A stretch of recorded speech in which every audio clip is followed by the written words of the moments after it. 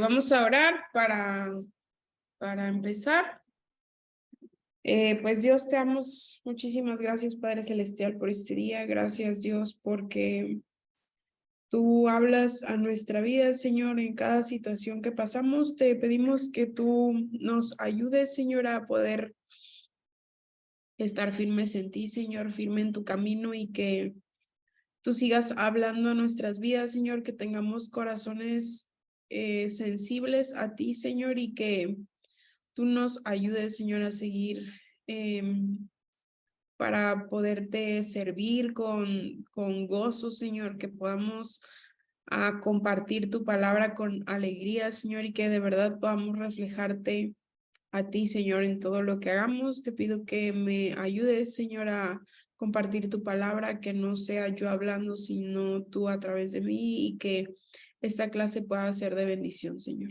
Te damos gracias, te damos a ti la gloria y la honra. En el nombre de tu amado Hijo Cristo Jesús. Amén. Muy bien. Les voy a pedir por favor a los que tienen su cámara apagada que la enciendan, porque si no, no les va a contar la asistencia para la clase del día de hoy. ¿Ok? Bueno, pues buenas noches a todos. Vamos a empezar con la participación. No sé quién quiera comenzar. Ok, ahí vamos. Los que no sepan levantar la manita, levanten su manita para su mano. Ok, ya. Gina. Y bueno, voy a ir metiendo a los que... Gina, tú vas después de Sisi, ¿sale? Entonces, Sisi, ¿puedes empezar? Sí, buenas noches. Dios les bendiga. Pues los moravos fue un movimiento reformador protestante que nació en Moravia, en Checoslovaquia, en el año 60 antes de Cristo. Este movimiento misionero enfrentó muchas situaciones porque hubo un personaje ahí, Jan Hus, que su visión fue alejar la corrupción de la iglesia y regresar a las raíces del cristianismo. Él quería que el mensaje fuera dado a las personas por medio del lenguaje del pueblo, y que la comunión se diera en pan y vino. Eliminó las indulgencias, o sea, todos aquellos privilegios y la creencia del purgatorio. Él fue sentenciado como hereje en el Concilio de Constanza el 6 de julio de 1415. Hubo dos vertientes después de eso, que fueron los ultraquistas moderados, que ellos simpatizaron con las ideas de Roma, ¿sí? Y los huisitas, fueron los moravos, considerados el primer grupo protestante con ideas luteranas. Hubo más adelante otros personajes y pues yo creo que las compañeras podrán seguir hablando a partir de esto. Ok, muy bien, muchas gracias. Sí. Gina. Hola, Itza. Oye, pues bueno, mira, lo voy a dar así muy resumido y rápido. Me llamó la atención algo que es un movimiento muy antiguo, muy antiguo, y que ha subsistido hasta ahorita. Quisieron apagarlo, tuvo muchas, ¿cómo se dice? Muchas situaciones, ¿verdad? Que entraron Roma y muchos cambios, pero que hasta la fecha sigue siendo una iglesia, ¿no? Y que, bueno, es una iglesia protestante. Y hay algo que leía, que ahí te lo anoté, que se basan mucho en la vida de Cristo, en la Biblia, que son sus creencias más importantes. Entonces, obviamente lo que dijo sí, pues otros que lo digan cómo fue evolucionando, pero eso es lo más importante para mí, que es muy antiguo, que ha subsistido hasta la fecha, pasó muchas cosas y sigue aún fuerte esa religión, que creen en Cristo, que se basan en la Biblia, inclusive habla del Espíritu Santo también por ahí. Gracias, Itza. Muy bien, muchas gracias, Ginita. Mayra, por favor. Hola, buenas noches. Pues bueno, a mí me sorprendió las características de este movimiento o de estas personas. Dice que los moravos fueron pioneros en las misiones protestantes nacionales y extranjeros, buscando la renovación de la cristiandad europea y la evangelización del mundo cristiano. Y bueno, pues a grandes rasgos leí que también, pues, bueno, pues eran como muy adelantados a su época, porque bueno, pues aceptaban así como personas de otros lados, o sea, sin problema, como que sin distinción entre hombre y mujer, porque ellos decían que espiritualmente, pues, eran iguales. Entonces, a pesar pues, la época en la que se iniciaron o en las que ellos, empezaron a desarrollarse, estas eran características así como increíbles, ¿verdad? Pues para la época en la que estaban viviendo. Entonces, esos fueron los puntos que pues a mí me llamaron mucho la atención. Ok, muy bien, muchas gracias, Mayra. Karen. Estaba esperando mi turno. Buenas noches. Bueno, también igual voy a ser bien breve. Algo que me llamó mucho la atención a mí, que me gustó mucho, fue que a pesar de que hubo mucha oposición en lo que vemos en la historia por parte de la Iglesia Católica, hubo mucha oposición cuando surgió este grupo de los moravos. Algo que me gustó fue que a pesar de eso, volvieron ellos como a resurgir, ¿no? Y y a mí me impacta mucho porque me recuerda mucho a los primeros capítulos de Hechos, en donde hubo también esta oposición cuando la iglesia empezó y y entonces uno de los sacerdotes, creo que se llamaba Gamaliel, él les dijo a los del gobierno y también a los otros sumos sacerdotes que si era algo de ellos mismos, que eso no iba a prosperar, pero que si era algo de Dios, que pues aunque ellos se opusieran, como quiera iban a volver, o sea, como quiera no iban a poder, pues oprimirlos, ¿no? Entonces, me impresiona mucho porque así fue como pasó, o sea, aunque ellos quisieron, pues como que dispersarlos y dividirlos y así, no pudieron. Entonces, pues realmente, pues si era algo de Dios, el que surgiera ese grupo. Y algo que también creo que no lo puse en mis hojas, pero algo que me gustó mucho fue que cuenta la historia que unos jóvenes moravos fueron a una isla y se hicieron pasar por esclavos para poder llevarles el mensaje de salvación. Y o sea, pues eso solamente lo hacen personas que realmente están llenas del Espíritu Santo y que realmente tienen pues ese amor, que a pesar de entregar sus vidas, por ejemplo, ellos a la esclavitud, o sea, no les importó con tal de llevar el mensaje de salvación. Y pues la verdad fue algo que a mí me gustó muchísimo. Ok, muy bien, muchas gracias, Karen. Margarita, por favor. Hola, buenas noches. Pues también me llamó mucho la atención, cuando tuvieron un movimiento de oración de 100 días. Eso fue lo que me llamó mucho la atención, y dentro de esa oración pues tuvieron una contestación. También me llamaba la atención que eran misioneros muy jóvenes, ¿sí? Y a pesar de que ellos no contaban con ningún recurso, como quiera ellos iban trascendiendo a la misión para los que ellos estaban destinados.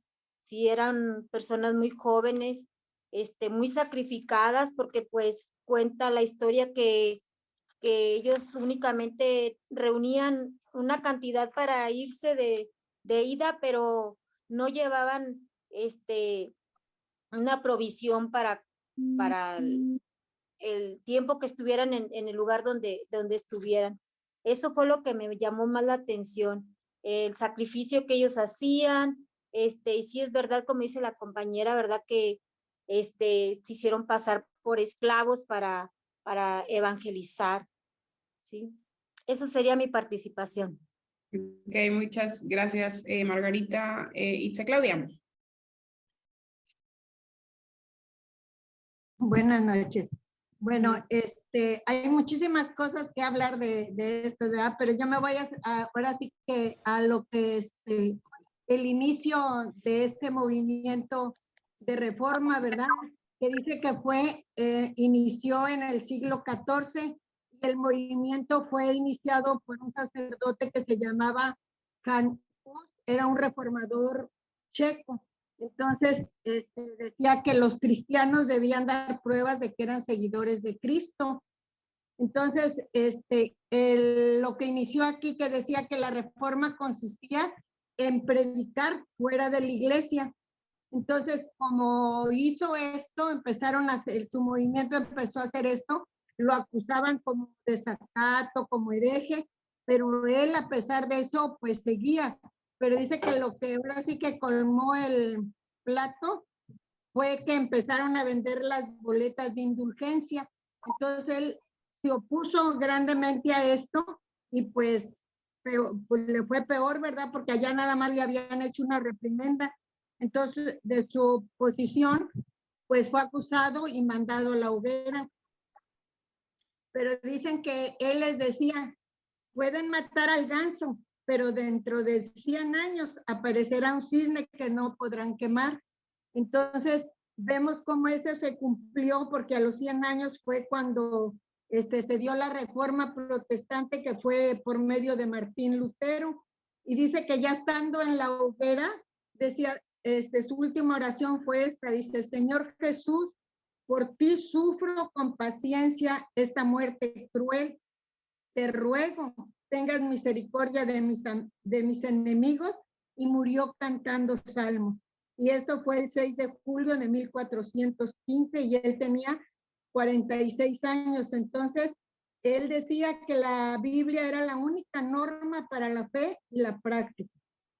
Y entonces, pues vemos que desde 100 años que empezara, ahora sí que ya la reforma protestante, ya se había dado este movimiento, como dijeron mis compañeros, en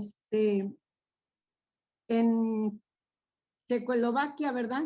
Por los moravos, que era, bueno, el movimiento era el de los moravos. Esa es mi participación. Ok, muy bien, muchas gracias, Itze Claudia. Alicia. Sí, buenas noches.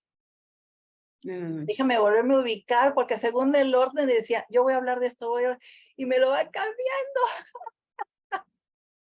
Ok, bueno, ¿qué me llamó la atención? Algo que ya comentaron algunas compañeras, pero que me parece muy importante, es la participación de la mujer. Para ellos, la mujer pues estaba en igualdad con respecto al hombre y les permitían inclusive a las mujeres enseñarse unas a otras. Ellos tenían células ya en aquel tiempo. O sea, eso me llamó mucho la atención. Ellos ya tenían sus células y las mujeres de alguna manera se estaban predicando unas a otras y esperaba que actuaran como líderes espirituales. También de lo importante es que ellos siempre buscaban que en su servicio religioso se provocaran emociones fuertes.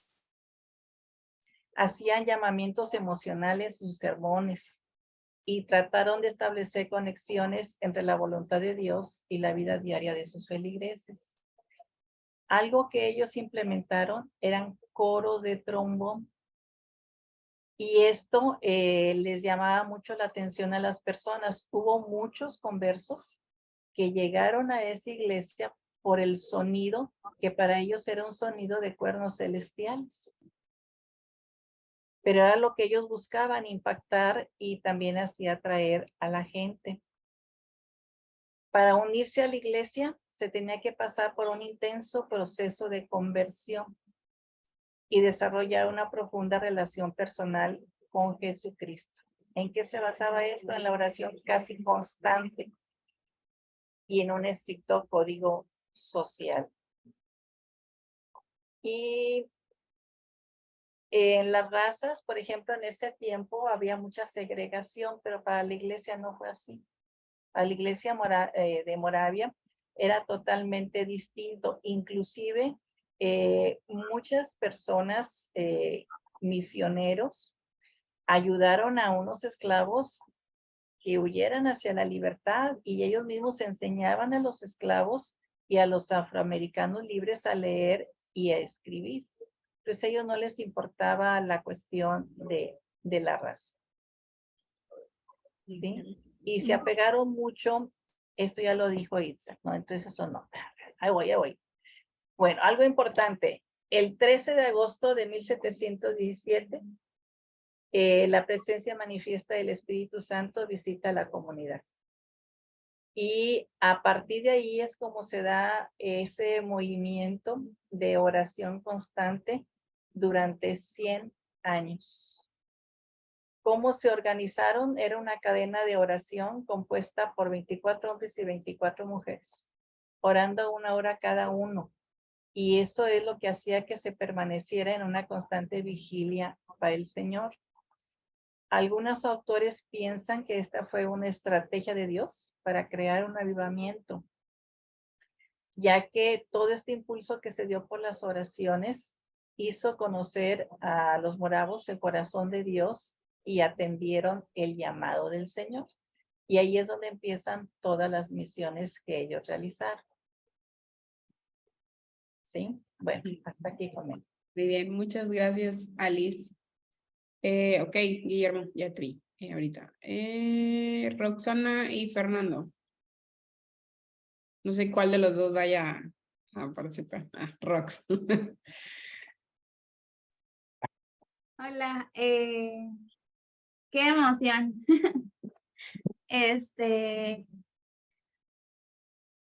Bueno, pues yo leí que los reformadores los moravos son pre-reformadores. Antes de la reforma, pues ellos se despertaron con esto y a mí también me recordó mucho Hechos. Escuchaban una prédica que como que los apóstoles en un momento entraron como, ay, o sea, se nos va a acabar el tiempo aquí en la tierra y cómo le hacemos para que esto siga con la misma esencia, ¿verdad? Y que la gente no empiece con sus ideas o como el judaísmo, cosas así. Pero pues Dios es el que sostiene su obra, ¿verdad? Y aquí ellos fueron los que empezaron como que a despertar y alguien decía de aquí de nosotros, creo que Mayra, que estaban muy adelantados a lo que eran, o sea, si nos fuéramos a la historia en aquel momento, yo creo que todos los veían mal, completamente mal, por aceptar a las mujeres, por tratar a las mismas razas igual, blancos, negros, esclavos, no esclavos.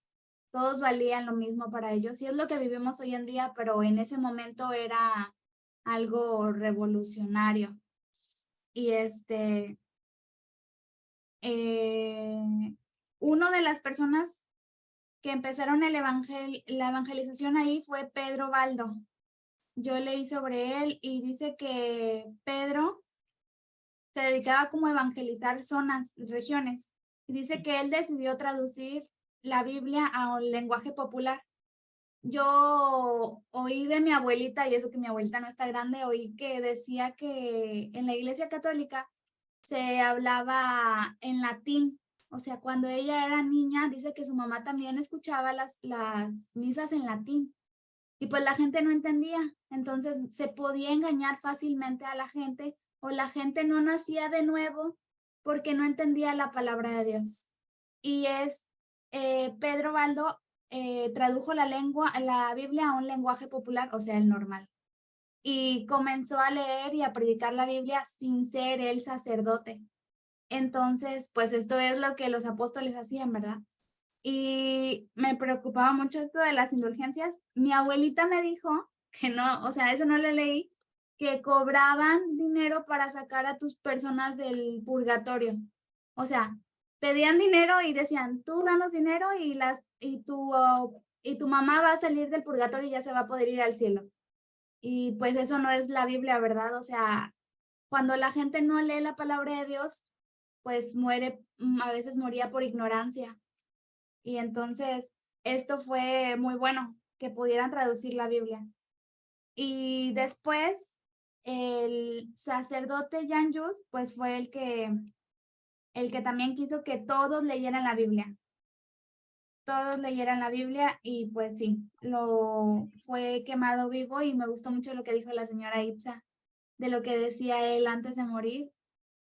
Y sentí mucha, no sé, ahorita que lo contó, sentí así como mi corazón llenito, llenito y dije, ala, o sea, ellos realmente amaban a Jesús, entendieron la gracia y entendieron que tenían que hacer algo para que la gente no muriera en ignorancia. Y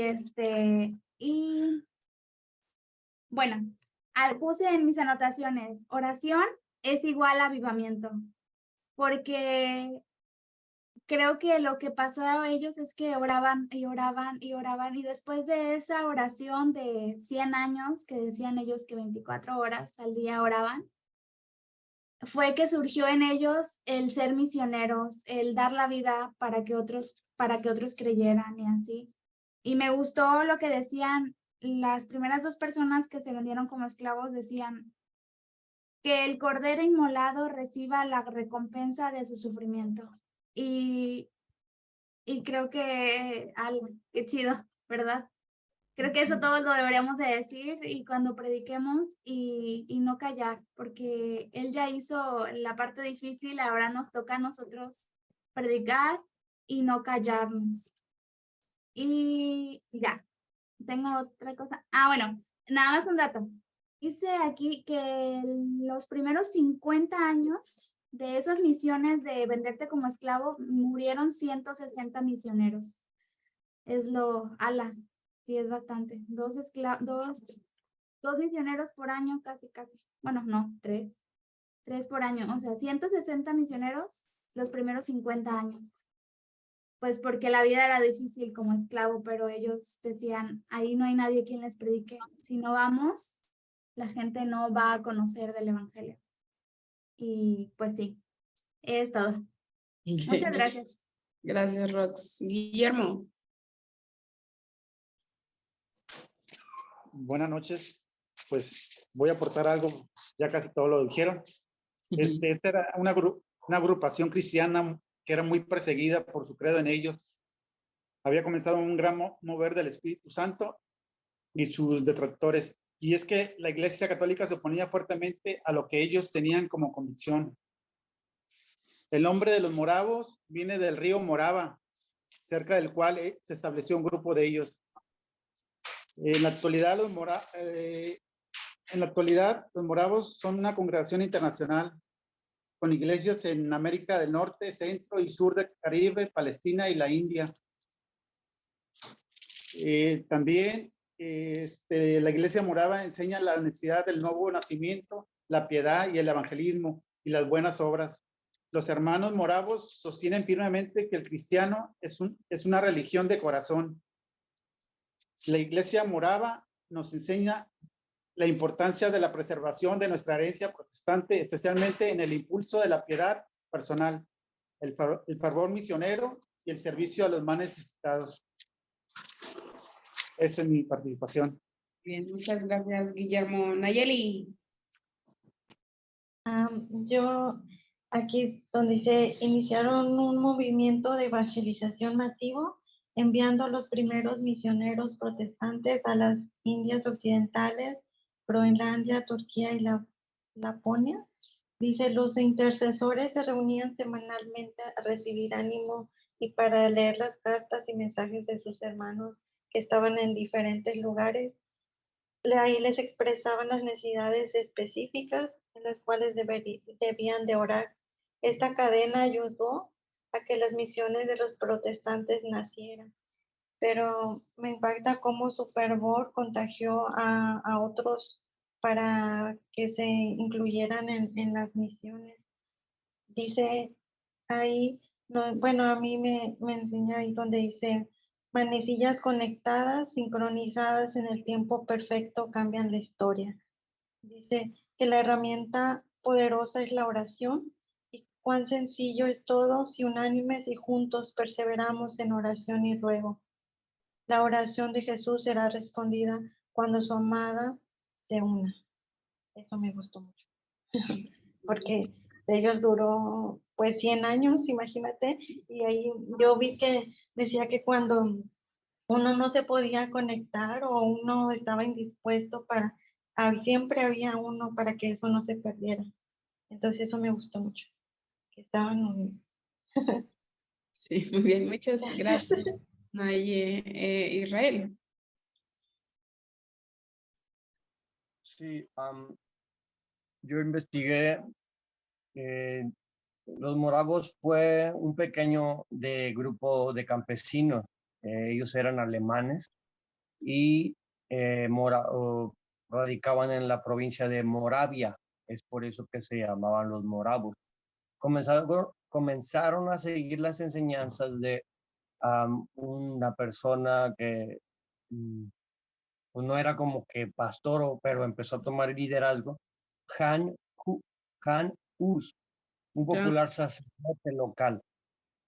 Y Han Hus fue educado en el catolicismo desde que él era pequeño, nació en una familia, sus padres pues practicaron siempre el catolicismo, porque el catolicismo era como que la religión popular en Europa, que era el lugar donde él había crecido, donde él creció.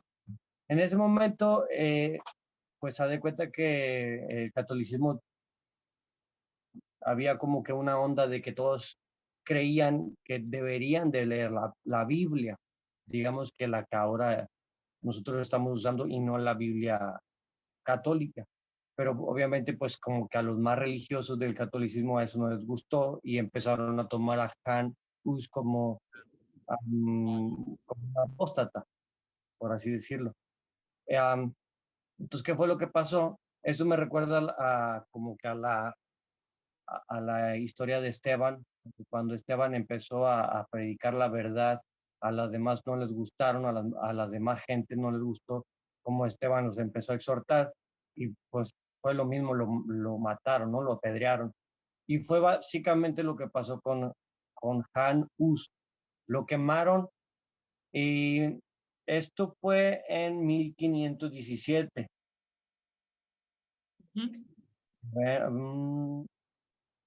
Sí, comenzaron a cocinar lentamente. Bueno, y luego a pesar de que de que lo mataron y todo eso, pues un grupo de creyentes que siguieron esto, pues empezaron como que a levantarse también y a cuestionar las tradiciones que la Iglesia Católica seguía como que estableciendo. Y fue hasta el 1517 que el bendito Martín Lutero vino a darnos una identidad a todos, ¿no? Y ahora pues aquí estamos. Fue que se inició como que la reforma protestante, una serie de decisiones religiosas que llevaron al desarrollo a muchas iglesias nuevas, estas decisiones hicieron que la iglesia pues se fuera consolidando de la iglesia católica.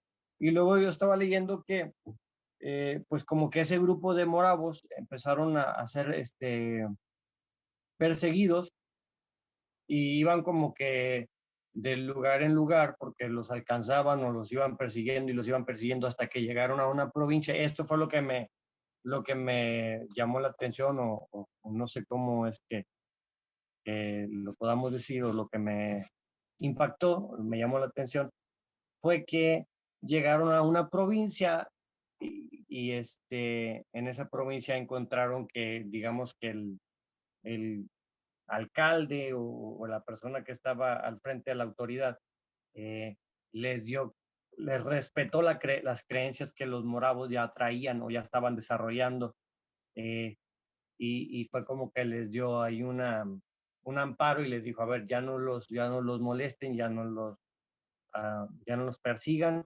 nosotros estamos de acuerdo con lo que ellos están practicando, y ahí fue como que ellos empezaron a tener más libertad y más estabilidad, y pues de ahí se empezó a desarrollar todo.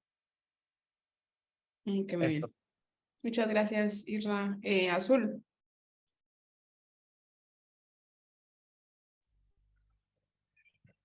Hola, buenas noches. Buenas noches. Pues fueron varias cosas que a mí me impactaron, pero wow, una de las que más marcaron mucho mi lectura es la conexión que ellos tenían con Jesús. Ellos buscaban una conexión con Jesús y una de las cosas que leí que me gustó mucho fue de que ellos, era como un requisito, les pedían a las personas que entraban aquí con ellos que tenían que tener esa relación con Jesús y que tenían que ser constantes en la oración. O sea, era algo que les pedían, o sea, que tenían que ser constantes en la oración. Y eso me impactó mucho porque yo que en base a esto su espíritu creció aún más, porque lo que a la gente de afuera que no estaba convertida les llamaba la atención de ellos era fe. O sea, si ellos volteaban a verlos, si ellos eran atraídos por algo, era por la fe que tenían. Yo creo que veían su vida, o sea, yo lo que me imagino es que su vida era un ejemplo de una comunión en la extensión de la palabra. Entonces, eso fue lo que a mí más me encantó. Yo creo que de todo lo bueno que podamos agarrar, al menos yo, es que mi vida sea un reflejo de mi comunión, de mi oración, de mi vida con Él, es lo que más me encantó y lo que más puedo reír. Ok, muy bien. Muchas gracias, Azul. Cristi, ¿quería levantaste la mano? No. Tienes tu micrófono apagado.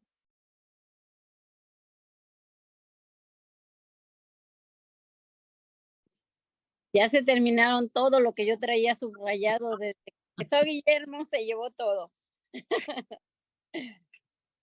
Aún así voy a hacer otra síntesis. Bueno, a mí me llama la atención, sí, como viene cronológicamente avanzando, desde donde habla del 13 de agosto de 1727, que vino ese movimiento fuerte, avivamiento del Espíritu Santo, pues habla de 727, pero ahí a 1732, que no avanza gran cosa, pero hablamos de 3, 4 años, dice que todo ese avivamiento estaba igual, así, tan intenso, pero yo veía la prédica o en la presentación del video, donde avanza de un extremo a otro, o sea, estaban en Bohemia y Moravia y se desplazan así cruzando toda Oceanía al Surinam, acá lo que hablamos de Sudamérica. Y aquí siguen de una manera muy intensa, donde dice que llegan en ese intenso avivamiento a donde hay muchos esclavos africanos y inician entregándoles la Biblia o muchas Biblias, les otorgaron también atención médica, conocimientos que ellos traían, les dieron escuela y dice que actualmente existen 67 congregaciones de la hermandad aquí en Surinam. Nos habla que la espiritualidad morava fue especialmente misionera. Entonces, aquí también es esta espiritualidad que dice que del conde Cisendor, que influenció a los moravos en uno de donde dice que esto era una religión de corazón muy cálido, que esto persistió mucho en lo que era oración de día y de noche y fue más manifestándose en un fervor misionero sin parar. La piedad morava esa vez es vista como extremista, pero aún así, dice, aunque sí Sendoro, o sea, el conde no había apoyado intencionalmente las prácticas excesivas, pareciera que así eran. Pero esto funcionó porque su personalidad atrajo muchísimos seguidores, o sea, seguía incrementando las personas creyentes. Dice, los moravos llegaron por primera vez a Norteamérica, se notaba difundieron mucho más en Norteamérica durante el periodo colonial. Y en donde hacen el desplazamiento en el mapa, habla en Georgia en 1735 formaron parte o formaban parte de una empresa que los apoyaba en este caso, pero que dice que al final de cuentas hubo como que un fracaso en esa población, más no en una sola persona, en un joven John Wesley, nacido 1703 a 1791, que él visitaba Georgia en ese tiempo por una crisis espiritual personal, pero él fue movido por el Espíritu Santo a raíz de los moravos, de cuando llegó este movimiento moravo en ese entonces a Georgia. Dice, los moravos establecieron una presencia permanente en Pensilvania en 1741. Los colonos moravos compraron en 500 acres para adquirir como un acampamiento, o sea, como terreno para adquirieron y fueron haciendo socios ahí entre las comunidades, dice, de Belén y Nazaret. Vincularon entonces su economía agrícola e industrial, o sea, no solo hablaban de espiritualidad, sino tomaban posesión, apoyaban, educaban, esparcían, eran muy humanos, sí, o sea, traían todo esto. Dice, fue una fuerte extensión en su predicación en Pensilvania, en el norte, en el sur de California. Dice que donde había una sola misión indígena en aquel entonces, en 1890, pero aún así se esparció. Yo me emocionó mucho, me impactó con qué facilidad cronológica esparcieron los movimientos, y ellos seguían creciendo, o sea, su fe era tan intensa, su manera de convencer o de dar la palabra, a creer en ellos, y hasta la fecha, como decían las compañeras, esto ha sido un movimiento de muy antes y sigue hasta ahora.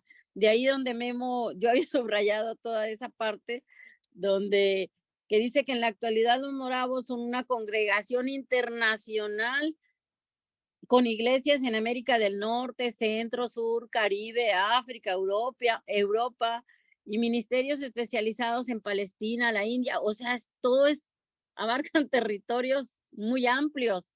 Hoy en día existen aproximadamente 750,000 miembros de la Iglesia Morava en todo el mundo, que procuran continuar con el principio misionero, educativo y social de la denominación. Dice, para su trabajo global, esto está organizado en provincias de unidad, en provincias de misión y en áreas de misión. Los moravos enseñan la necesidad del nuevo nacimiento, la piedad, el evangelismo y las buenas obras. Y dice, como tal, hermanos moravos creen firmemente, sostienen firmemente que el cristianismo es una religión de corazón. Entonces, pues esto está bastante amplio y muy conmovedor, que nosotros, con una tarea nos cansamos, o con dos materias nos sentimos que nos presionan, y no es nada para todos estos misioneros que estamos conociendo en este cuatrimestre. Muchas gracias, Cristi. Qué bueno que lo ves así. Bien. Gloria, terminamos contigo y creo que sí, no sé si quieres agregar algo más, pero después de Gloria. Bueno, ciertamente ya comentaron que la Iglesia Morava inicia con John Huss. Esta persona, en 1457, los seguidores de este señor, que ya sabemos fue quemado en la hoguera, organizaron la Iglesia Morava. Posteriormente hubo varias persecuciones, una en 1547, otra en 1618 en la Guerra de los 30 años, y fueron bastante perseguidos. Alrededor de 1700, las familias moravas llegaron a la propiedad del conde Nicolás Ludwig von Zinzendorf. Este conde tuvo mucha influencia en la vida de la Iglesia Morava. De hecho, este señor, pues por ser una persona noble, pues no fue a hacer misiones, mas sin embargo en su corazón el deseo de llevar a Jesucristo a otras áreas, a otros lugares, en alguna de las lecturas que tomé, dice que prácticamente se decidió armar un ejército de misioneros. Y ese ejército de misioneros, pues eran justamente los moravos. Para esto, cuando llegaron a sus ¿cómo se llama? A sus tierras, este conde Zinzendorf les permitió construir una comunidad, la cual se llama Herr Hunt, que significa la choza o el redil de Dios o Dios te mira. El detalle fue que llegaron los moravos y llegó gente de todo tipo. Llegaron luteranos, anabaptistas, protestantes, llegó gente de todas partes y entonces empezó a generar un conflicto. Hubo divisiones debido a las diferencias doctrinales. Entonces, justamente Zinzendorf y otras personas, bueno, para esto el conde dejó la monarquía, no tanto la monarquía, dejó, ¿cómo se llama? El palacio, y se fue a vivir con los moravos, se fue a vivir a esta comunidad, y de alguna manera él la lideraba. Él, como bien decían, no era sacerdote, no era clérigo, mas sin embargo, tenía mucho ese impulso de querer organizar y de querer ordenar, o como poner un orden. Entonces, tratando de disminuir estas divisiones que se habían generado, se organiza esta jornada de oración, que ya habían comentado que es de 24 mujeres y 24 hombres, y cada uno orando una hora continua, y este proceso se fue adicionando cada vez más personas hasta que se hicieron 100 años de oraciones continuas. Un año después de haber iniciado este proceso, unos meses, en realidad no es un año, ellos tuvieron su propio Pentecostés. Vino un avivamiento, el Espíritu Santo se les manifestó. La fecha es, creo, 13 de agosto de 1728. Es un año después de que empezaron a orar. Dice, se manifiesta a la comunidad de una manera semejante a como el Espíritu Santo se les presentó a los discípulos en Pentecostés. Le llaman el Pentecostés de los moravos. Entonces, es en este periodo cuando ellos están en los primeros años de esta oración continua, cuando viene el avivamiento misionero justamente con los moravos. De los primeros misioneros que salen son estos dos de los que ya hemos escuchado hablar, se llaman Johann Leonhard Dover, son alemanes, entonces está difícil leer sus nombres, y el otro es David Nichtmann. Uno es alfarero y el otro es carpintero. Y para poder ir al Caribe, pues lo que hacen es, como no pueden entrar de otra manera, como no sean esclavos, entonces se venden a ellos mismos, se venden como esclavos, para poder ir a las islas de Saint Thomas, St. Croix, en las Indias Occidentales danesas. Al final de cuentas es en el Caribe, en América, ¿no? Dice, cuando el barco se alejaba, gritaron que el cordero que fue inmolado reciba la recompensa de su sufrimiento, que es lo que habíamos escuchado. Ambos misioneros, lo que mucha gente piensa es que esos misioneros murieron en la misión, pero yo encontré información de que no fue así. De hecho, hay documentos escritos por ellos mismos porque ellos regresaron a Alemania 2 años después y continuaron en la iglesia. Dice, ambos misioneros regresaron a Alemania, dice, pero otros misioneros moravos continuaron el trabajo estableciendo iglesias en Santo Tomás, Santa Cruz, Jamaica, Antigua, Barbados y en San Kitts. Los misioneros moravos bautizaron 13,000 conversos antes de que otros misioneros llegaran al lugar. Y ambos misioneros siguieron trabajando en la iglesia. De hecho, algunos de ellos, uno de ellos estuvo en la fundación. Cuando los moravos pasaron a Estados Unidos, fundaron varias comunidades. Una de ellas se llama Belén. Uno de ellos participa en la fundación de esta iglesia. Y bueno, posteriormente también, ya no como misioneros en individual, sino en grupo, los moravos se mueven justamente a los Estados Unidos en grupo, llegan a Pensilvania y también posteriormente están en Carolina del Norte. Entonces, mi comentario sobre eso, esta persona llamada Zinzendorf tuvo mucha influencia sobre los moravos, sobre la iglesia morava, y al punto en que llegó ¿cómo se dice esto? Como a desviarlos. llegaron a desviarse de lo que es verdaderamente una doctrina cristiana. Cayeron en algunos excesos, debido justamente, alguien decía por allí, debido a la personalidad justamente de Zinzendorf. De hecho, pues tengo por aquí en mis notas que, o sea, quizá eso no sea tan importante, pero en algunos casos le llamaban, no sé dónde está, pero bueno, cayeron en algunos excesos doctrinales. La teología de las llagas se llamaba estos como desviaciones de la doctrina, de la sana doctrina.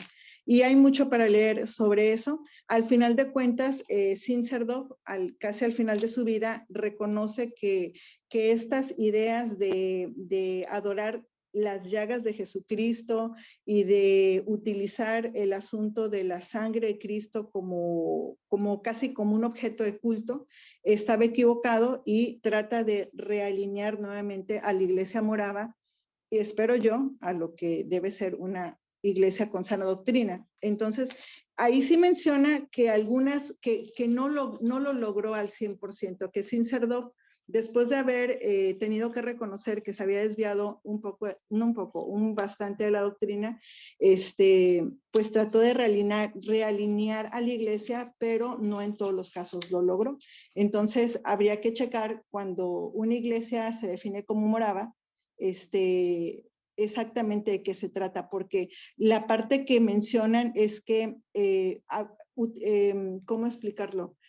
Caen mucho en la emocionalidad en el culto, y más que en el estudio o más que en un estudio serio de la Biblia. Entonces, pues más o menos, eso es todo. Gracias. Ok, muchas gracias, Gloria. Sí, y Gina, ¿quieren comentar algo que no se haya comentado o porque ya muy breve, algo muy breve. Sí, muy breve.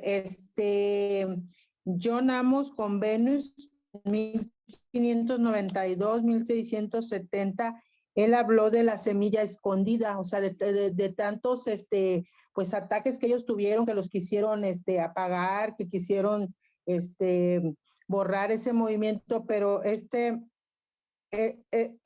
misionero habló de eso, la semilla escondida, que decía que en un momento iba a brotar y iba a surgir y iba a dar su fruto, iba a continuar. Ese es mi comentario. Muchas gracias. Sí, Gina. Súper rápido, nada más. Es que creo que nos ha comentado cuando se funda en el 833 la Gran Moravia, el rey de ese lugar manda a llamar a los misioneros, que ahí es donde entran ellos, Cirilo y Metodio, que habla que serán, se me fue la palabra, apóstoles, decía, de Tesalónica. Entonces es un poquito antes de todo pienso yo, de Pedro de Baldo, de Juan de Hus, desde ahí es cuando él inicia, tiene una necesidad, creo que por lo que dice que no sabían cómo leer las escrituras, no sabían qué hacer, y ahí es donde ellos, esos dos misioneros entran primero. Era todo, Ginita. Muchas gracias, Ginita. Muchas felicidades a todos, muy bien investigado. Creían que se les habían acabado los datos y no paraban, ya nos aventamos una hora en esto, pero la verdad es que la historia de estos misioneros está bien impresionante, y hay como muchas ramitas, hay muchas personas, no, o sea, yo sé que fue como una tarea múltiple porque no era una persona, era un conjunto y cada uno tenía su aporte, ¿no? a todo esto. Y yo no sé si ustedes se han detenido en algún punto a estudiar lo que es la Reforma. Los moravos, lo que todos comentaban, era un lugar que es geográficamente lo que conocemos ahora, estaba en lo que es la República Checa. Entonces, era un país comunista en el cual el tema de la religión era algo como muy aprensivo, pues por eso ellos salen de ahí, ¿verdad? Y John Hus, que fue el que empezó el movimiento, se le conoce como un pre-reformador, o sea, porque como lo comentaron, fue 100 años antes de que Martín Lutero empezara, y la reforma fue algo bien importante, de verdad. Si no se han dado el tiempo si nunca o no sabías qué era la reforma y la primera vez que lo escuchas, ponte a investigar. Es bueno que tú conozcas la historia de cómo es que tú y yo, me gustó lo que decía Israel, de que gracias a eso tú y yo tenemos la identidad que tenemos hoy como iglesia, porque hubo gente que se levantó a pelear porque el pueblo era engañado. O sea, lo que decía también Rox, de que la liturgia que se utilizaba para compartir la palabra era en latín y no todo el mundo podía estudiar latín. Entonces ellos podían decir cualquier cosa y la gente no tenía acceso a las escrituras como tú y yo lo tenemos ahora. De hecho, en una de las materias que yo llevé cuando estaba estudiando la carrera, o sea, era la historia del diseño, y nos enseñó una maestra que los textos sagrados de la iglesia estaban los escribas. No sé si han visto a veces imágenes de cómo eran las Biblias en esa época. Era, o sea, con todo este garigoleo, y eran acá las pastas bañadas en oro. Bueno, era arte eso, ¿no? Pero los libros sagrados, lo que hacían era que los tenían en un lugar escondidos en la iglesia, y lo que hacían es que todas las hojas las llenaban con veneno.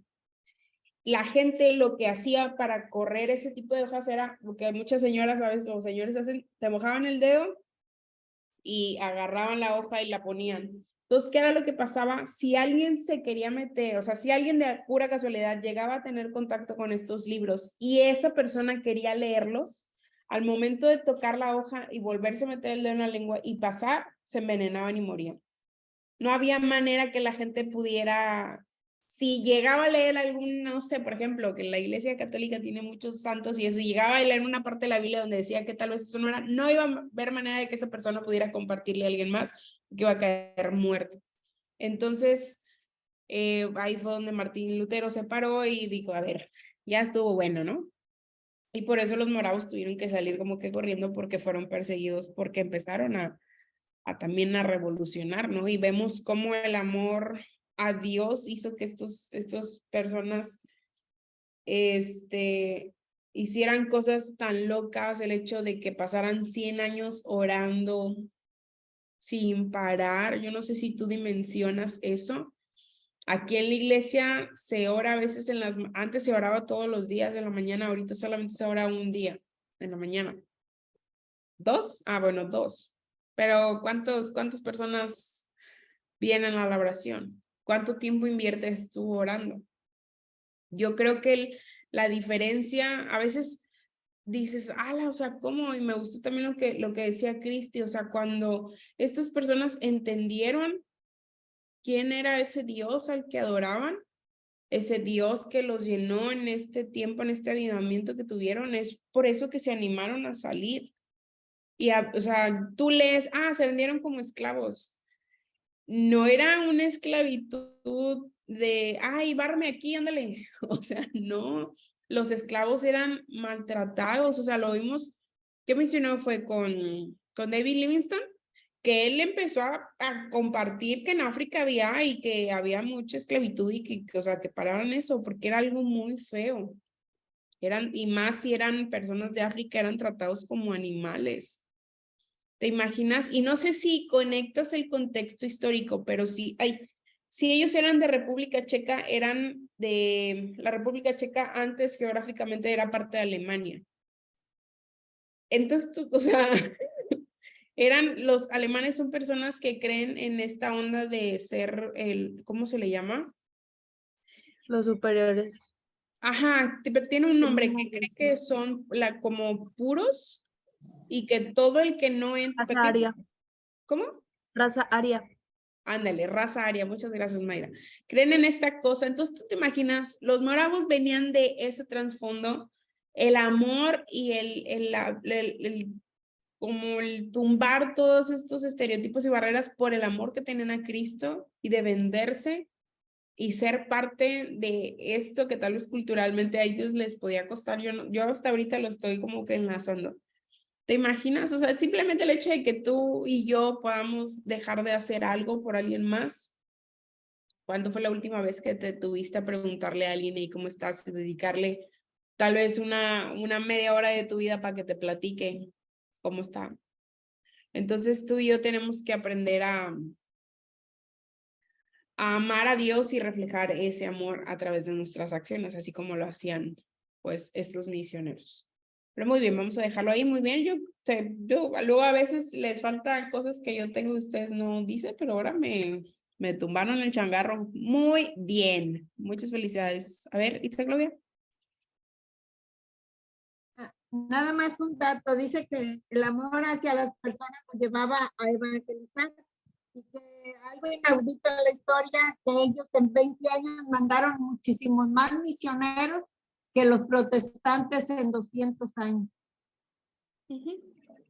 Eran personas apasionadas. Muchas gracias, abuelita. Bueno, vamos a dejarlas ahí. Les voy a mandar el próximo misionero que vamos a estudiar, ya se van a sentir más relajados. Se llama John Gibson Payton. Se los voy a mandar escrito para que no sufran en el grupo. Ese va a ser el misionero que vamos a ver en la próxima clase. Y vamos a ver un poquito del libro y al final les comento lo que se les viene. ¿Ok? Para que se estresen mientras doy clase. Bueno, vamos a seguir con lo que estábamos viendo la clase pasada. Nos quedamos en que era un valor, ¿verdad? Creo que eso fue lo último que vimos.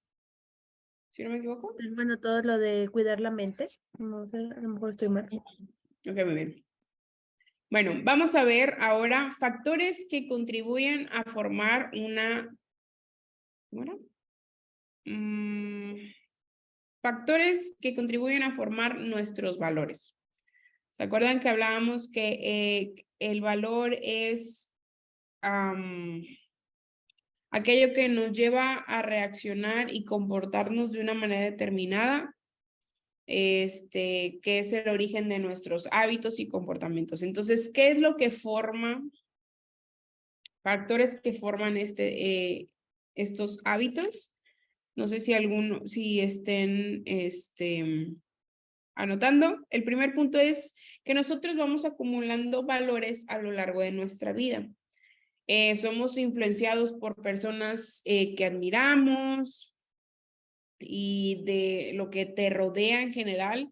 Y tú, conforme vas creciendo, te vas haciendo de cierta como lista de cosas de qué hacer y qué no hacer, qué cosas tienes permitidas y qué cosas no, ¿no? Pero ¿qué es lo que pasa? Que a veces el viejo hombre tiene estos valores según la carne. Entonces, si me pueden acompañar a Efesios 2:3. El que diga que lo tenga, dice yo y lo leo.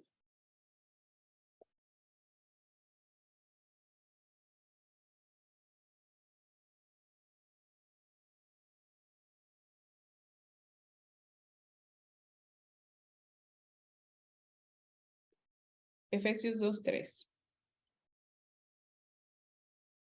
Guillermo, que es el que vi, perdón. Efesios 2:3. Entre los cuales también todos nosotros vivimos en otro tiempo, en los deseos de nuestra carne, haciendo la voluntad de la carne y de los pensamientos, y éramos por naturaleza hijos de ira, lo mismo que los demás. Ok, muy bien. Dice que en otros tiempos vivíamos según los deseos de nuestra carne, ¿verdad? Entonces, ¿qué es lo que pasa? Cuando tú llegas a Cristo, tú tienes una lista de valores que a veces no son precisamente con una base en Cristo.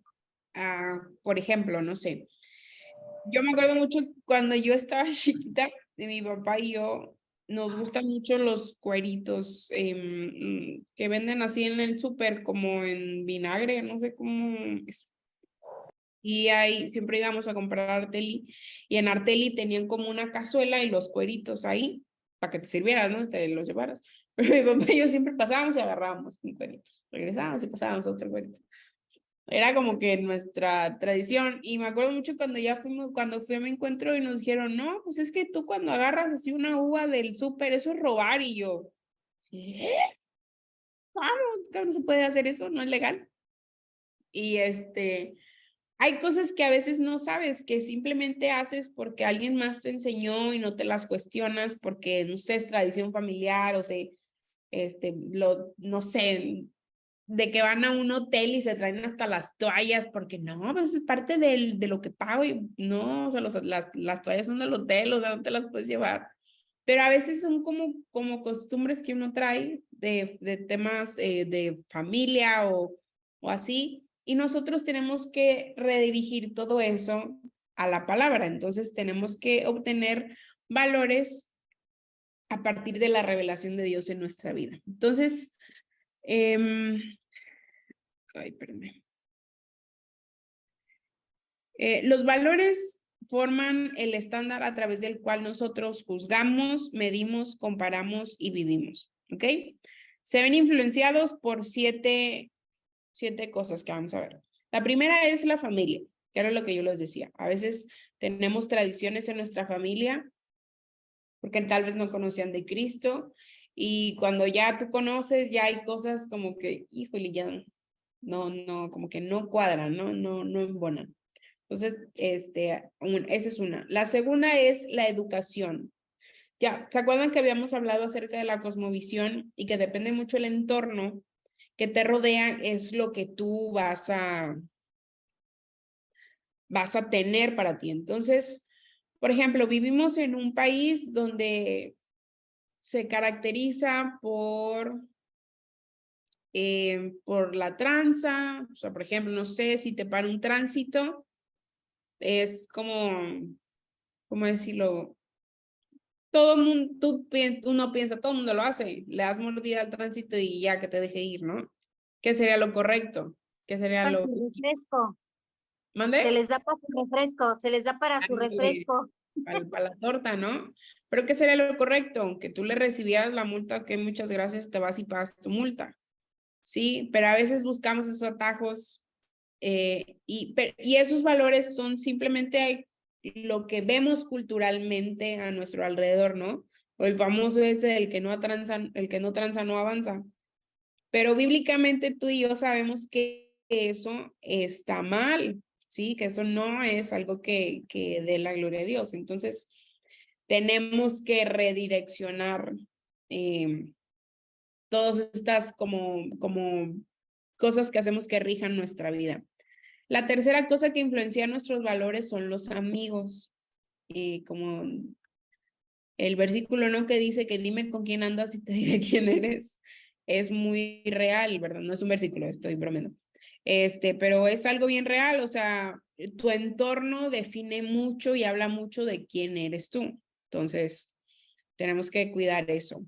El cuarto que influencia nuestros valores es la cultura, de lo que les estaba yo diciendo ahorita, o sea, en México es como considerado como pues se puede decir como un país liberal.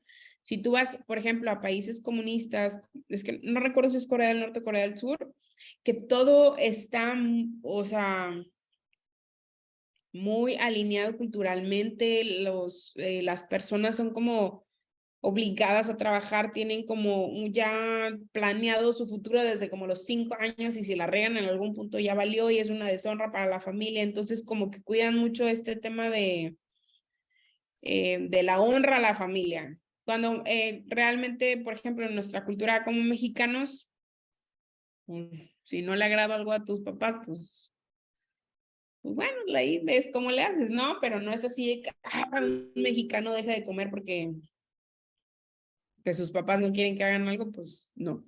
Entonces es un tema también cultural, como que cierta línea de valores que alteran, ¿no? Otro punto que influencia son los libros o a cualquier material de lectura que tú tengas. Entonces, si tú llenas tu cabeza con revistas de chismes, bueno, que ahorita ya casi no se usa mucho como que lo que es en papel, pero si tú te la pasas no sé, en Facebook leyendo pura artículos o cosas que nada que ver, obviamente tu cabeza se va a llenar y tus valores van a ser influenciados por eso. Vas a tomar decisiones basado en lo que tú estás alimentando. Entonces, por eso es muy importante que tú y yo tengamos una constante lectura de la Biblia, porque si tú estudias realmente la palabra de Dios, ahí, o sea, en la Biblia vienen consejos para absolutamente todo, para todo. Y por eso podemos ver que la palabra de Dios es viva, porque se escribió hace miles de años y sigue siendo vigente para el día de hoy. O sea, podemos ver los libros de educación, esos se tienen que estar actualizando porque dejan de ser útiles en cierto tiempo, y como la palabra de Dios no ha tenido que, no se le ha agregado ni un punto ni una coma porque no necesita, porque todo está ahí. Entonces, si tú llenas tu cabeza con la palabra de Dios, pues tu camino va a estar un poquito más ahí, ¿no? Mejor. Otro punto que influencia son los medios de comunicación. ¿Ok? Todo lo que dejamos que entre por el ojo también tiene mucho que ver. Y por último es la música, el arte y drama. O sea, todo lo que tiene que ver así como en tema como más, ay, ¿cómo se le dice? Artístico. Ajá, como, sí, como cultural, como cosas que a ti te gusten, si te gusta ver obras de teatro, el tipo de música que escuchas, qué es lo que te gusta, no sé, ver en la tele, si te gusta ver películas, series, qué tipo de películas y series te gusta ver, qué es lo que estás dejando entrar a tu vida. Yo creo, esta semana que pasó, mi esposo y yo estábamos viendo una serie y a veces yo me clavo de más y hubo un momento en que me enojé porque o sea, también digo, si la protagonista no hubiera hecho todas las burras que hizo, pues la serie hubiera durado un capítulo, ¿verdad? De eso se trata la trama, pero yo sí, es que ¿cómo puede ser? O sea, por las malas decisiones de esta morra, todo se fue al piso porque no supo tomar buenas decisiones. Y yo estaba así como enojada y mi esposo de amor, es una serie. Y yo, sí, pero eso también pasa en la vida real. Hay gente que toma malas decisiones por burro porque no sabe, ¿no? Y es esto, o sea, tú depende de lo que tú alimentas, cómo es que te vas a dirigir con las personas. Por ejemplo, vemos que a veces, o sea, tantos detalles que hay, por ejemplo, en Estados Unidos de niños que van con armas a la escuela. ¿Por qué? Porque están llenándose de puras cosas con violencia. O sea, por ejemplo, ahorita en México es muy común todas las series de narcos. Es como el hit, o sea, ya lo vemos tan normal y eso está mal, o sea, porque es todo un mundo que afecta a nuestro país, que afecta a la economía, que afecta a los jóvenes, a todos, o sea, nos afecta a todos. Entonces es como bien complicado. Sí, dime. Sí, les quiero compartir, somos un grupo de compañeras y somos amigas. Somos 4 y 3 conocen de Dios, pero hay una que no. Y ella tiene ahorita muchos problemas con su hija, que ya su hija es un adulto ya de carrera, es un médico veterinario, pero ahorita trae un tema de depresión y de ideas suicidas y nosotros vemos que hay mucha manipulación de parte de ambas, o sea, ambas tienen cosas. Y hoy las vi a la tarde y le dijimos, pues que venga también la niña, que venga Leslie y pues platicar con ella y que vea, que escuche otras expectativas, otros pensamientos. Pues queríamos arroparla con palabras, o sea, pero nunca se dio, y no se dio porque la chica traía un libro así de grueso, un libro que yo creo que fácil cuesta 500 pesos. Pues desde el empastado y era un libro nuevo que le acababa de comprar su mamá. Y en una vez le preguntamos que de qué trataba el libro. Era de un psicópata. Entonces, ¿de qué está leyendo? ¿Qué le estás dando? O sea, estás viendo y no ves. Sí, claro. Mayra, gracias, sí. Bueno, pues también quería compartir algo que lo que tú estás diciendo es real, ¿verdad? O sea, digo, evidentemente, pero cuando trabajas con adolescentes, por ejemplo, te das cuenta de todo de lo que está sucediendo y pues bueno, sus anhelos ahora, si tú les preguntas, o sea, ¿qué quieres ser más adelante? ¿Qué quieres estudiar? O sea, las niñas pues quieren ser, o sea, perdón, buscar una persona que las mantenga, como ahora se dicen los sugars, y pues los niños, prefieren ser, pues de la delincuencia organizada. ¿Por qué? Porque, bueno, pues de lo que se están llenando es, por ejemplo, las chicas en redes sociales, o sea, que las influencers, pues es lo que promocionan. Y muchos de también de los niños que nosotros atendemos, pues ven esas puras series de narcos, o sea, puras cosas que alimentan su mente para mal, o escuchan música horrible que yo jamás en la vida jamás había escuchado, y luego ellos andan cantándolas como si fuera, o sea, algo supernatural. Y es algo que pues a nosotros como maestros nos impacta. O sea, cómo nuestra sociedad se está pudriendo totalmente, y nos hace falta ahora sí como hacer un vallado, ¿verdad? De maestros que estemos en Cristo, porque se viene una generación así pues muy perdida, desgraciadamente. Exactamente, porque tienen todo a la mano, o sea, todo el medio de comunicación, y eso es lo que se llenan. Es que yo lo vi en internet, y de ahí lo sacas y todo el mundo tiene el mismo discurso.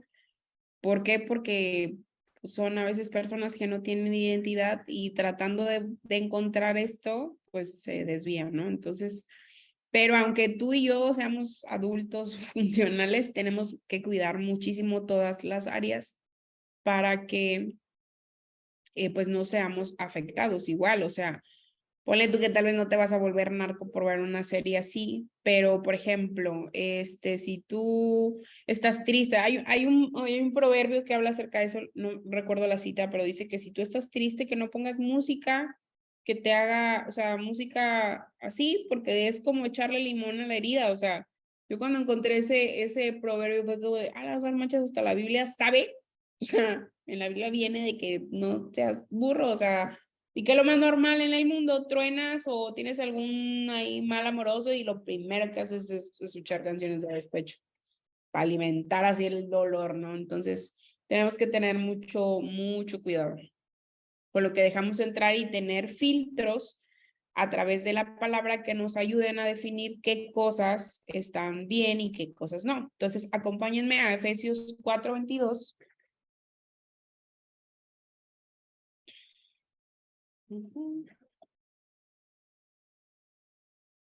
Al 24.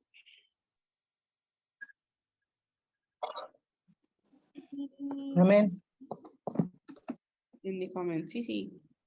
Dice, en cuanto a la pasada manera de vivir, despojaos del viejo hombre que está viciado conforme a los deseos engañosos, y renovaos en el espíritu de nuestra mente, y vestíos del nuevo hombre, creado según Dios en la justicia, la santidad y la santidad de la verdad. Amén. Exacto. Amén. Entonces, ¿qué es lo que tenemos que hacer? Despojarnos de todo esto, o sea, soltar todas estas cosas que ya tal vez traíamos como en el chip de fábrica, y renovar, o sea, cambiar por completo nuestra mente a través del Espíritu, y poder de verdad, pues, reflejar lo que somos en el Señor. Entonces, es bien importante. Vamos a terminar con 3 puntos, que son los obstáculos para que tú y yo podamos tener una mente cristiana, ¿ok? El primero es la distracción, ¿ok? Todos nosotros tenemos algo que se le conoce como déficit de atención teológica. ¿Qué pasa? Es de que a veces tú y yo tendemos a poner primero las cosas de los hombres antes que las cosas de Dios. Y fácilmente perdemos el interés en las cosas del reino por poner interés en las cosas del mundo. Entonces, a veces, no sé, los problemas o así, eso lo estábamos viendo en célula, que a veces te esperas hasta que ya trae los problemas en el cuello para acudir a Dios, ¿no? ¿Y por qué? O sea, es más fácil orar, Dios, ayúdame, a que digas, ¿sabes qué, Dios? Gracias por todo. Yo les abro mi corazón. Esta semana ha sido como complicadilla, y yo, mi casa hace mucho calor, y mi esposo es técnico en climas, ¿verdad? Entonces, como dicen, ¿cómo? El dicho ese En de casa del herrero, asadón de palo. ándele, entonces nosotros no teníamos, no era por tema de mi esposo, porque la casa no tenía el voltaje para el clima. Entonces ya se arregló el voltaje, mi esposo puso el clima ayer, pero hubo como un cambio de voltaje y el clima se descompuso. Entonces yo estaba, o sea, ya había aprendido, el cuarto estaba fresco y yo sí, hoy voy a dormir sin sudar por fin. Y se rompe y yo así de, o sea, me vi enojada. Y yo decía, ay, no, me metí al baño así, yo llorando, yo, Dios, tú sabes que no me gusta sudar, ya no soporto estar con tanto calor. Y luego me quedé así callada y dije, a ver, reina, o sea, no te falta techo, tienes pagadas todas tus cuentas, tienes comida en el refri, tu esposo está bien, tú estás bien sudada, pero estás bien, tienes todo. Y dije, Dios, perdóname porque me estoy quejando de algo que ni siquiera es una necesidad como básica, o sea, no estoy dejando de existir porque no tengo clima, o sea, diré, mi papá, no naciste en carro, mija, usted andaba a pata siempre, entonces no nací con clima, yo dormía con abaniquito, ¿verdad? Desde siempre. Pero es esto, o sea, que podamos nosotros poder aterrizar y reconocer todas las cosas buenas que Dios tiene para nosotros y no enfocarnos en esas situaciones pequeñas que pueden hacer que, ay, no, es que yo quería esto y no se te da, pues sí, pero no te falta nada más, o sea, gracias a Dios. Entonces tenemos que aprender a no dejar que las distracciones del mundo nos alejen del propósito que Dios tiene para nosotros. Es el primer punto. El segundo punto son los prejuicios. Como lo que veíamos ahorita acerca de los moravos, lo que comentó Gloria, que esta cadena de oración que duró 100 años empezó porque en la comunidad en la que estaban empezó a haber conflicto. Como eran personas de muchos lugares con creencias y costumbres distintas, empezó a haber conflicto. Entonces dijeron, a ver, no, necesitamos hacer algo para que esto no pase. ¿Y qué fue lo que hicieron? Empezaron a orar. Pero los prejuicios y eso nos afectan mucho como iglesia y al momento de servir. ¿Por qué? Porque no sabemos a veces convivir con personas que tienen una cosmovisión diferente a la tuya. ¿Sí?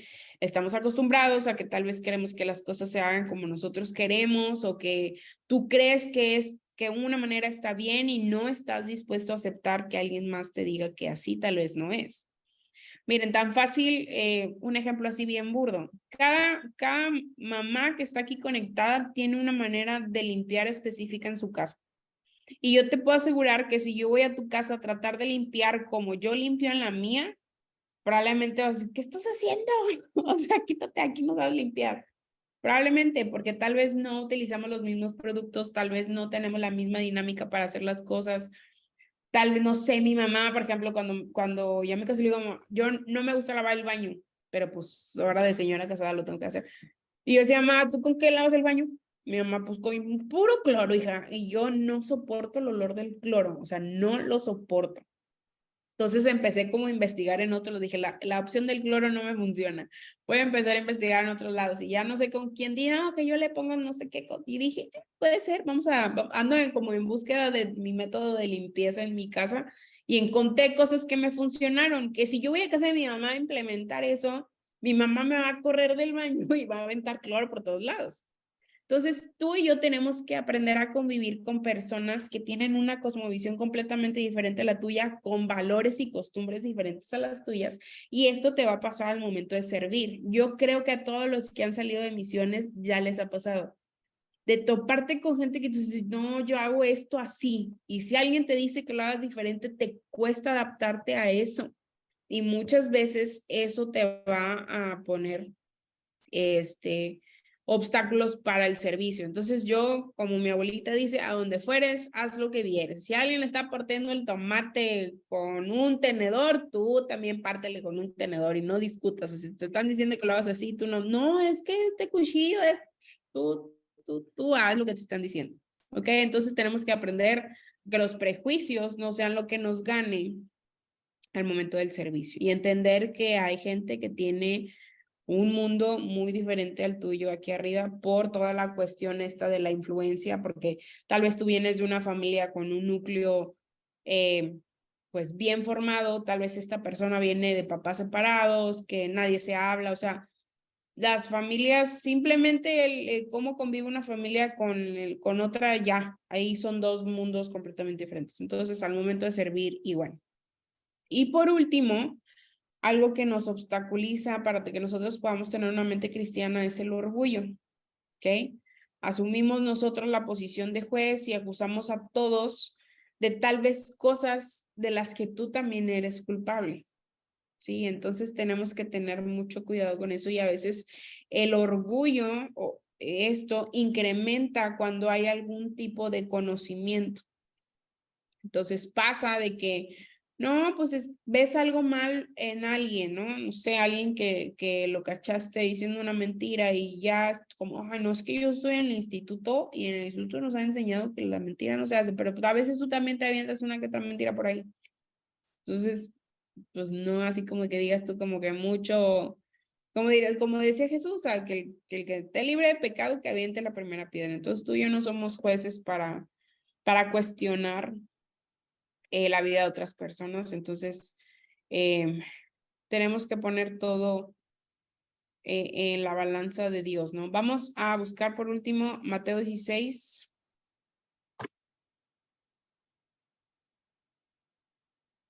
Mateo 16, verso 22 y 23.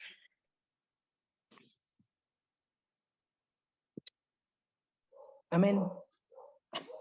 Espérame, creo que me equivoqué.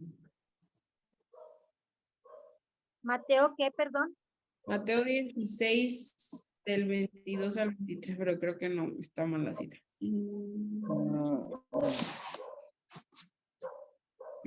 No, sí, olvídalo. Bueno, vamos a dejarlo hasta ahí.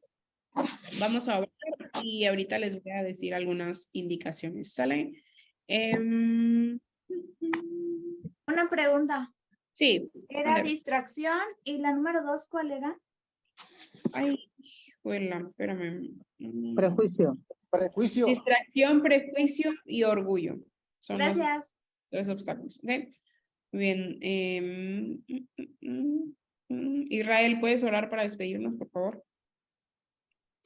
Claro que sí. Amado Señor, te damos gracias por este tiempo que nos permitiste poder estar en esta clase. Gracias por la vida de cada uno de mis compañeros que han tomado el tiempo para tener este enriquecimiento espiritual. Te pido que cada palabra que se ha compartido sea sembrada en los corazones y traiga su fruto y sea de bendición conforme a la necesidad de los corazones de cada uno de nosotros, Señor.